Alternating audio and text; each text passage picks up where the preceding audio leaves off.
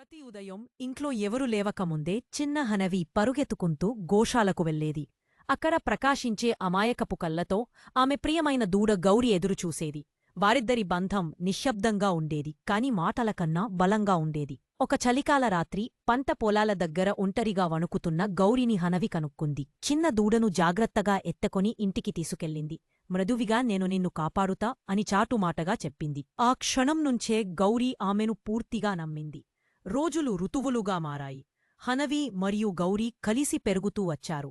వాగు దగ్గర ఆడుకుంటూ, పచ్చిక బయల్లో పరుగెత్తుకుంటూ, ప్రతి నవ్వును, ప్రతి నిశ్శబ్ద క్షణాన్ని పంచుకుంటూ. ఒక సాయంత్రం పాఠశాలలో కఠినమైన రోజు గడిచింతర్వాత హనవి నిశ్శబ్దంగా ఇంటికి వచ్చింది. ఆమె కన్నుల్లో నీళ్లు మెరుస్తున్నాయి. ఆమె ఏం చెప్పకముందే గౌరీ ఆమె దగ్గరకు నడుచుకుంటూ వచ్చి హనవి భుజంపై తన తలని మృదువిగా ఆనించింది. ఒక్క మాట కూడా లేకుండానే అన్నింటినీ అర్థం చేసుకున్నట్లు. హనవి గౌరిని గట్టిగా ఆలింగనం చేసుకుంది. ఆ నిశ్శబ్దంలో కొన్ని సంబంధాలకు మాటలు అవసరం లేదని, ప్రేమ మాత్రమే చాలని ఆమె గ్రహించింది.